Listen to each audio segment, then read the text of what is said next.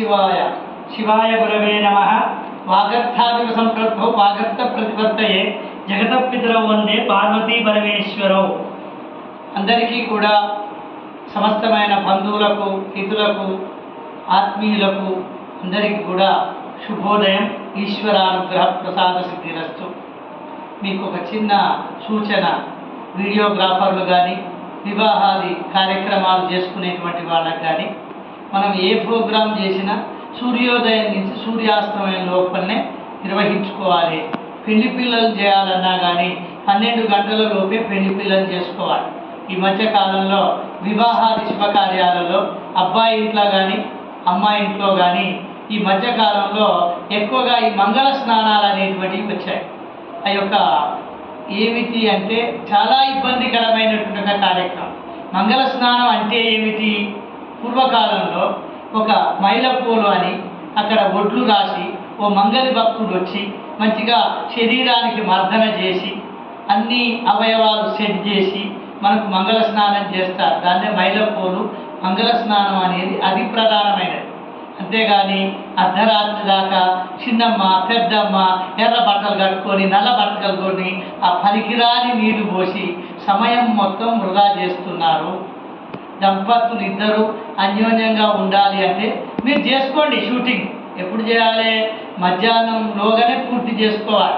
ఆయన రావాలి, ఈయన రావాలి. ప్రధానాలు ఎప్పుడవుతున్నాయి? అర్ధరాత్రి అవుతున్నాయి. పురోహితులు కూడా ఆలోచించాలి, అర్చకులు కూడా ఆలోచించాలి, ముఖ్యంగా తల్లిదండ్రులు ఆలోచించాలి, పెళ్లి చేసుకునే పిల్లలు ఆలోచించాలి. నువ్వు 2 నిమిషాల షూటింగ్ కోసం అంత వ్యవస్థను పాడు చేస్తూ ఉన్నారు.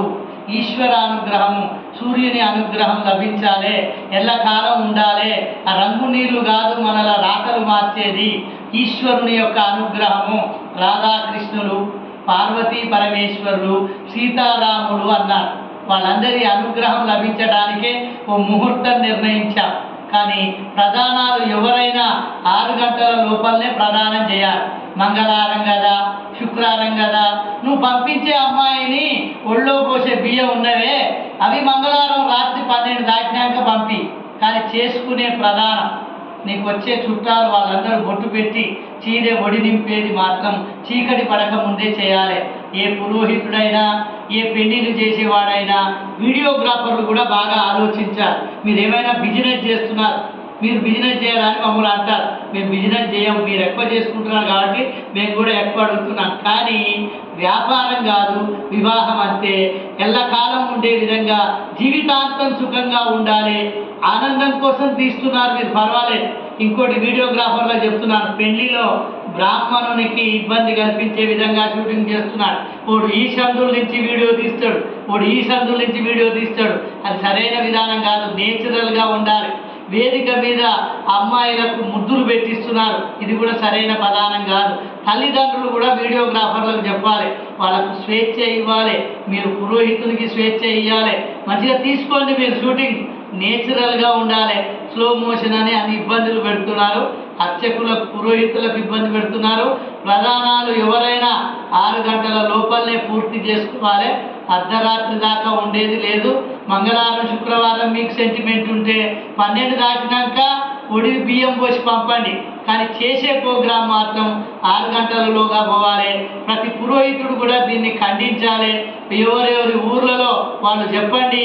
ప్రధానాల వల్ల చాలా ఇబ్బంది అవుతుంది. గౌరీ పూజలు కూడా 10 గంటల లోపే చేసుకోవాలి. ఎవరి కోసమో ఎదురు చూడొద్దు. లేదా ఎట్లయినా మీరు షూటింగులని దేశాలు తిరుగుతున్నారు, అక్కడనే మంగళ స్నానం చేయించండి. ఈ టీమును కూడా ఓ బస్సు మాట్లాడుకొని, చిన్నమ్మను, పెద్దమ్మను, మేనమామని వీళ్ళందరినీ ఓ బస్సు మాట్లాడుకొని ఎక్కడన్నా కొడెక్కనాలో గినాలో తీసుకుపోయి అక్కడ షూటింగులు చేయండి. అక్కడ ఎర్ర నీళ్లు పోయండి. కానీ మంగళ స్నానాలు మాత్రం సాయంత్రం 4 గంటల లోపల మంగళ స్నానాలు అయిపోవాలి. 7 లోపల ప్రధానం అయిపోవాలి. మరీ సూచిస్తున్నాను. బ్రాహ్మణులు ప్రతి ఒక్కరు కూడా, వీడియోగ్రాఫర్లు కూడా సమయ సందర్భాన్ని బట్టి నడుచుకోండి. సమాజ శ్రేయస్సుకు ముందుండండి. దంపతులు కలకాలం ఉండాలి. సంతానాలు లేట్ అవుతున్నాయి, అన్ని రకాల ఇబ్బందులు అవుతున్నాయి. అందరూ ఆలోచించి వివాహాది శుభకార్యాలు విజయవంతం చేయండి. 6 గంటల లోపే ప్రదానాలు చేసుకోండి. ఓం నమః శివాయ నమః.